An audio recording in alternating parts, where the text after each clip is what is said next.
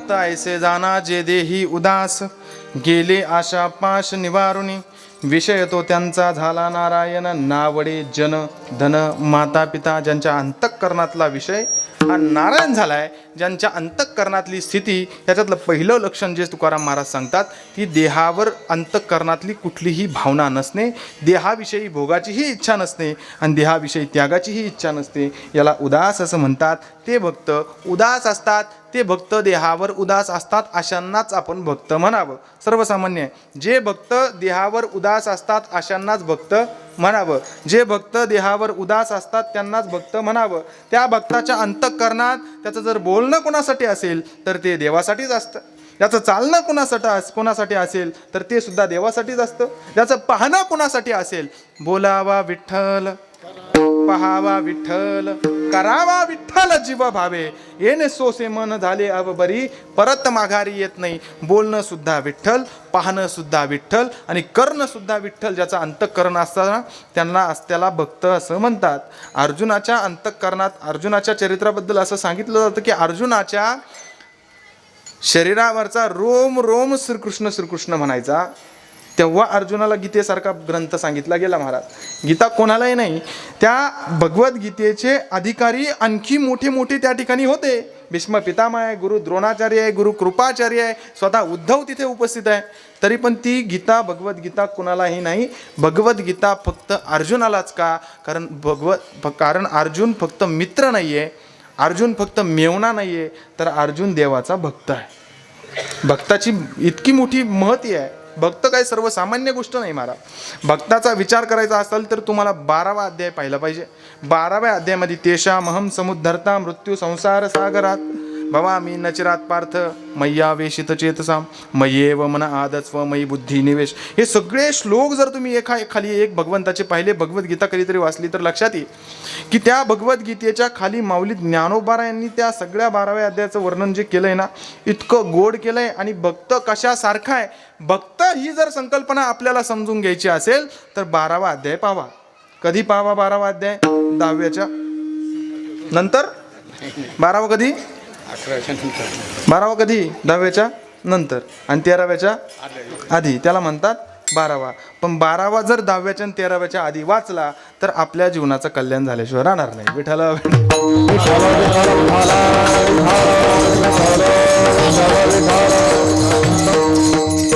भक्त ऐसे जाना जे देही उदास, गेले आशा पाश निवारुनी. मला सांगायला आवडेल, आत्ताच 19 फेब्रुवारी झाली आणि 19 फेब्रुवारीला आपण कोणाचा तरी जयंती उत्सव साजरा केला. कोणाचा केला? शिवाजी महाराज. छत्रपती शिवाजी महाराजांचा जयंती उत्सव साजरा केला. प्रत्येकाने अंतःकरणात एक बारीक विचार करून जर पाहिलं तर आपल्या लक्षात येईल की छत्रपती शिवाजी महाराज सुद्धा भक्ताच्याच भूमिकेत आहे. छत्रपती शिवाजी महाराज भक्ताच्या भूमिकेत कसे आहे मी तुम्हाला सांगेल. तुम्हाला जर असं विचारलं मी, छत्रपती शिवाजी महाराजांना आम्ही राम म्हणायचं का? तुम्ही म्हणाल नाही. असं कसं? हां, म्हणता येईल ना, म्हणता येईल की नाही? छत्रपती शिवाजी महाराज राम, छत्रपती शिवाजी महाराजांना आम्ही कृष्ण म्हटलं तर चालेल का? परंतु मी तुम्हाला असं म्हणतो की छत्रपती शिवाजी महाराज रामसुद्धा नाही आणि छत्रपती शिवाजी महाराज कृष्णसुद्धा नाही. तुम्ही म्हणाला असं कसं? असं कसं? त्याचं उत्तर देतो ना मी. छत्रपती शिवाजी महाराज कोण? छत्रपती नुसते रामही नाही आणि छत्रपती शिवाजी महाराज फक्त श्रीकृष्णही नाही, प्रभू श्री रामचंद्र आणि भगवान श्रीकृष्ण यांच्या सुयोग्य समतोल विचारांच्या मिश्रणातून तयार झालेलं व्यक्तिमत्व म्हणजे छत्रपती शिवाजी महाराज. छत्रपती शिवाजी महाराज फक्त राम नाही. त्याचं कारण तुम्हाला सांगू. कल्याणच्या सुभेदाराची असणारी सून सरदारांनी पळून आणली आणि राजांसमोर उभी केली. आणि उभी केल्यानंतर राजांना ज्यावेळेस कळालं की हिला नजरानं मरून माझ्यासमोर उपस्थित केलंय, तर तिची खणा नारळानं ओटी भरून तिला आदरानं परत कल्याणला पाठवून दिलंय. इथे आम्हाला प्रभू श्री रामचंद्रांचा परिचय छत्रपतींमधून दिसतो ना. परश्री माते समान हे कोणाचा परिचय आहे? हे प्रभू श्री रामांचा परिचय आहे. आणि श्रीकृष्ण कसं सांगता येईल? सांगतो, ऐका.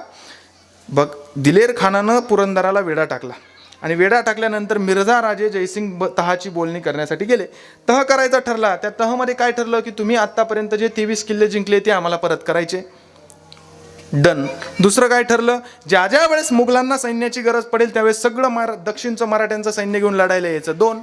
आणि तिसरी गोष्ट ठरली की संभाजी राजांना पंच मनसबदार देऊन त्या ठिकाणी दिल्लीमध्ये आग्र्यामध्ये मनसबदार करायचं.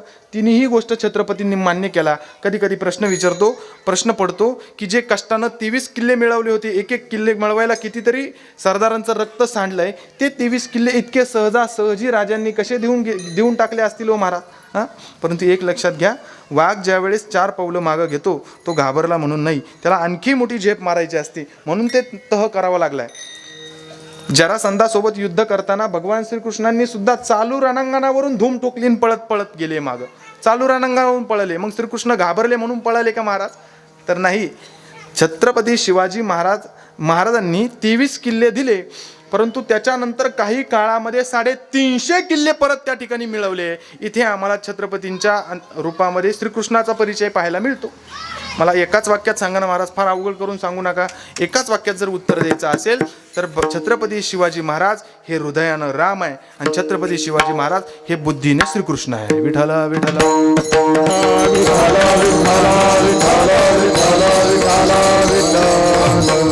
छत्रपती शिवाजी महाराज भक्त कसे आहेत तर छत्रपती शिवाजी महाराजांचा एक एक प्रसंगाचा आपण विचार केला की उद्या आता अफजल खानाला भेटायला जायचंय, उद्या तो अफजल खान काय चाल करेल हे सुद्धा माहिती नाहीये, तरी पण दुसऱ्या कोणत्याही सरदाराला पाठवलं नाही, स्वतः अफजल खानाला भेटायला गेले. याला म्हणतात भक्त ऐसे जाना जे देही उदास. त्याच आदल्या रात्री सांगून टाकलं जिजाऊंना, संभाजींना उद्या गादीवर बसवा, माझ्या जीवाला काही बरं वाईट झालं तर. मृत्यूपत्र लिहिलंय स्वतः छत्रपती शिवाजी महाराजांनी. का? माझ्या जीवाला काही झालं तर संभाजींना गादीवर बसवा आणि जिजाऊंच्या आज्ञेनुसार सगळा राज्यकारभार चाला, असं सगळं लिहून छत्रपती शिवाजी महाराज बाहेर पडले. याला म्हणतात भक्त ऐसे जाना जे देही उदास. याचं कारण तुम्हाला सांगू, एकमेव कारण काय? याचं एकमेव कारण आहे की छत्रपती शिवाजी महाराजांवर जर आशीर्वाद कोणाचे होते तर छत्रपती शिवाजी महाराजांवर संस्कार हे तुकोबरायांचे आहे. छत्रपती शिवाजी महाराजांवर संस्कार हे रामदास स्वामींचे आहे. ह्या दोघांच्याही संस्कारानं जो निर्माण झालेला राजा आहे तो आम्हाला छत्रपती शिवाजी महाराजांच्या स्वरूपानं आम्हाला पाहायला मिळतो. आणि एकदा असं झालं की छत्रपती शिवाजी महाराज कीर्तनात येऊन बसले. म्हणतात तुकोबरायांनी अभंग घेतला एक वैराग्यपर, इतकं वैराग्य सांगितलं, छत्रपतींच्या अंतःकरणामध्ये वैराग्य निर्माण झालं. छत्रपतींनी तिथेच पळ काढला आणि एका जंगलामध्ये जाऊन नामस्मरण करत बसले. मावळ्यांना प्रश्न पडला, आता राजाला परत आणायचं कसं? कसं आणायचं? जिजाऊंकडे गेले, जिजाऊंना सांगितलं असं असं झालं. जिजाऊ म्हणाले काही काळजी करू नका, जर राजाला परत आणायचं असेल, जर स्वराज्याला नेता हवा असेल तर ज्यांच्यामुळे ते गेले ना त्यांच्याकडे ही जबाबदारी द्या. तुकोबरायांकडे मावळे आले म्हणे असं असं झालंय, काळजी करू नका म्हणे, मी ती पुढची जबाबदारी पाहतो. तुकाराम महाराज सापडत गेले. त्यांना छत्रपती शिवाजी महाराज तिथे साध्या कपड्यामध्ये दिसले आणि तिथं गेल्यानंतर छत्रपतींना परत एकदा उपदेश केला आणि छत्रपतींनी नमस्कार करून परत एकदा स्वराज्याची धुरा हातात घेतली. याच्यासाठी जी कृपा असावी लागते ती संतांची कृपा असल्याशिवाय या गोष्टी होणं शक्य नाहीये. छत्रपती शिवाजी महाराजांनी स्वराज्य निर्माण केलं, रयतेचं राज्य निर्माण केलं, जनतेचं राज्य निर्माण केलं. ते फक्त एका राजाकडून होणं अपेक्षित नाहीये, त्याच्यासाठी संतांच्या विचारांची जोड आवश्यक असते. आणि मला असं वाटतं की छत्रपती शिवाजी महाराजांवर सगळ्यात जास्त प्रभाव कोणाचा होता तर छत्रपती शिवाजी महाराजांवर तुकोबरायांचा प्रभाव होता. छत्रपती शिवाजी महाराजांवर रामदास स्वामींसारख्या महान संतांचा प्रभाव होता. त्याचमुळे की काय आम्हाला आजही तुळापरमध्ये बसून उघड्या छातीनं या ठिकाणी सप्ताह करता येतोय, आम्हाला कीर्तन करता येतोय. आम्ही भगवंताचं नामस्मरण नाम घोष इतका आनंदाने करू शकतो. त्याला एकमेव कारण जर कोण असेल तर छत्रपती शिवाजी महाराज. विठ्ठला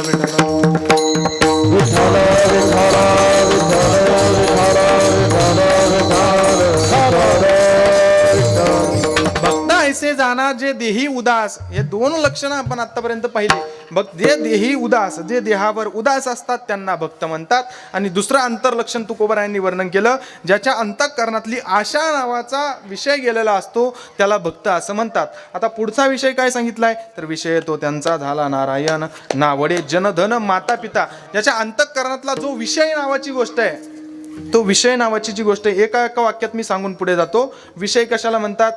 तो विषयाचा ज्यावेळेस एखाद्या माणसावर प्रभाव होतो, त्या विषयामध्ये एखादा माणूस ज्यावेळेस अडकतो तर माऊली वर्णन करतात, विषयाचा पडीपाडू गोड परमार्थ लागे, कडू विषय तू गोडू जीवासी जाहला. परमार्थ इतका गोड आहे, तो सुद्धा कडू वाटायला ज्याला लागतो, जो सत्याच्या नावानं शिव्या देतो, जो सत्याच्या नावानं वाईट वाईटचे बोलतो, जो सत्याला सहकार्य करत नाही, समजायचा हा विषयांच्या कटाच्यात सापडलेला सरळ सरळ वाक्य आहे, सरळ वाक्य, माऊलींचं वाक्य आहे, माझंही नाही आहे. म्हणून ते जे विषय आहे, तो विषय ज्यांचा नारायण झालेला आहे, ज्यांचा नारायण विषय झालाय किंवा ज्यांचा विषयच नारायण झालाय, त्यांना भक्त असं म्हणतात. नावडे जन धन माता पिता, ज्यांना जनही आवडत नाही, त्यजून या जन भक्ती करा, तुका म्हणे आता ऐका वचन, त्यजून या जन भक्ती करा, हे ज्यांचं सांगणं आहे. किंवा लोक जैसा ओक धरिता धरवेना, अभक्ता जिरेना संत संग, लोकांचा विचार सोडा आणि आपली भक्ती सुरू करा, अशा प्रकारे सांगणारे तुकोबर आहे. ते म्हणतात नावडे जन, नावडे धन, धन आवडत नाही, आम्ही तेने सुखी म्हणा विठ्ठल विठ्ठल मुखी, तुमचे एर वित्त धन ते मज मृत्तिके समान, ही भावना ज्यांची असते त्यांना संतांना भक्त असं म्हणतात. आता इथपर्यंत ठीक आहे, आम्हाला धन आवडत नाही, एक आम्हाला जन आवडत नाही, ठीक, माता पिता आवडत नाही, म्हणजे भक्ताला माता पिता तुकोबर आहे म्हणतात नावडे जन धन माता पिता. अहो माता पिता आवडत नाही म्हणजे कसे माता पिता? जे आमच्या परमार्थामध्ये आडवे जर येत असतील, जे आमच्या भक्तीमध्ये आडवे जर येत असतील, तर ते माता पिता असले तरी त्यांचा त्याग करावा असं धर्मशास्त्र सांगत आहे. मग तो जर पिता एखादा हिरण्यकश्यपू सारखा असेल तर त्याचाही त्याग करावा. आणि एखादी प्रभू श्री रामचंद्रांच्या आयुष्यात जिच्यामुळं प्रभू श्री रामचंद्रांना वनवासाला जावं लागलं अशी माता जरी असली तरी तिचा त्याग करावा. विठ्ठल विठ्ठल असा जो भक्त असतो त्याच्या अंतःकरणामधली भावना कशी असते तर त्याच्यासाठी भगवंत निर्वाणी गोविंद असे मागे पुढे काहीच साकडे पडवणे दी, विषय तो त्यांचा झाला नारायण, नावडे जनधन माता पिता. ह्या सगळ्या अभंगाचा जर विचार करायचा झाला ना तर 2 तास पूर्ण हवी असतात याला. पूर्ण एक एक एक एक प्रत्येक चरणामध्ये एक एक लक्षण तुकोबा यांनी सांगितलंय. प्रत्येक चरणामध्ये मी शेवटचे फक्त 2 मिनिटं घेतोय, मला फक्त 9 वाजले ही कल्पना आहे, 9ला मला थांबायचं आहे. शेवटचे 2 मिनिटं घेतो आणि माझी सेवा संपवतो. एकदा प्रेमानं भजन करा. विठ्ठला विठ्ठला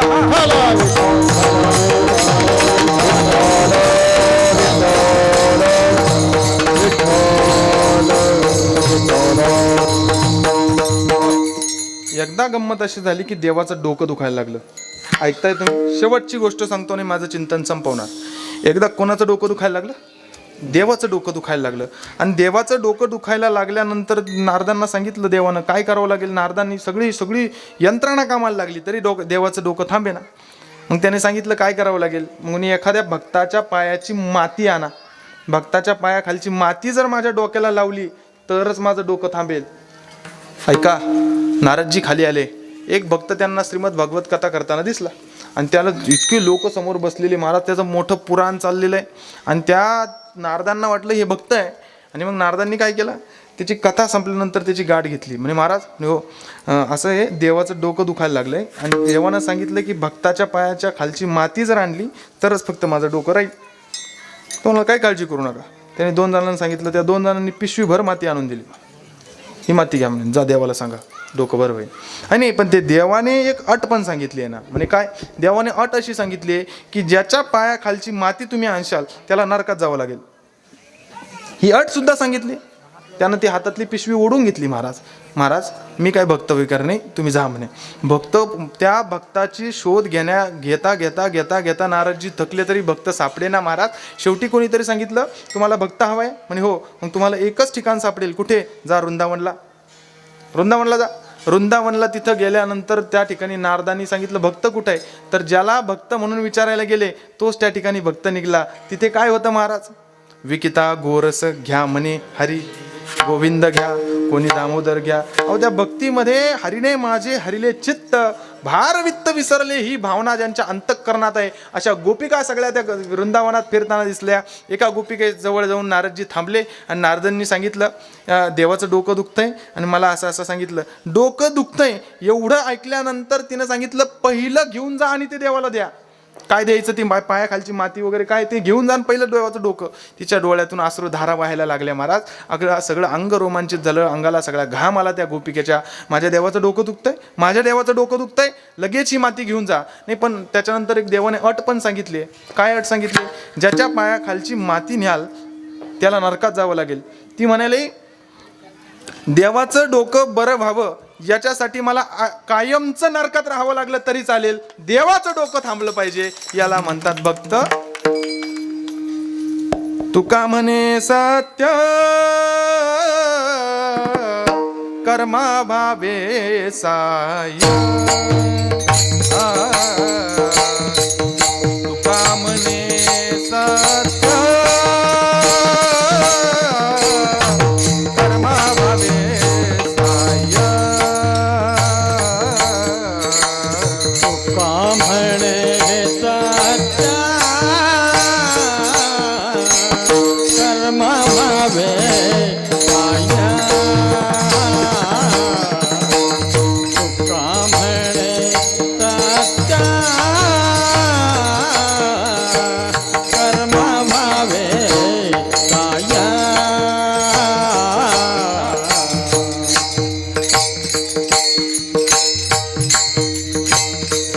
तुकाराम महाराज या शेवटच्या चरणामध्ये त्या भक्ताचं आणखी एक लक्षण सांगतात. तुका म्हणे सत्य कर्मा व्हावे साह्य. घातली या भय नरका जाणे. त्या भक्ताला कोणी नरकाला जाण्याची भीती जरी घातली तरी तो भक्त त्याचं सत्य कर्म सोडत नाही. भक्त ऐसे जाना घातली या भय नरका जाणे. घातली या भय नरका जाणे. विषय तो त्यांचा झाला नारायण. विषय तो त्यांचा झाला नारायण. घातल्या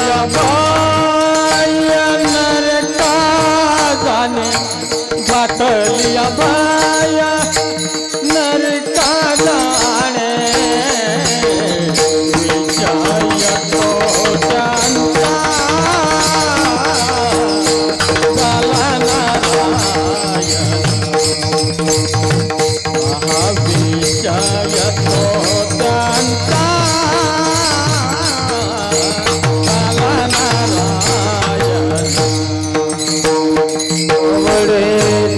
जनन माता पिता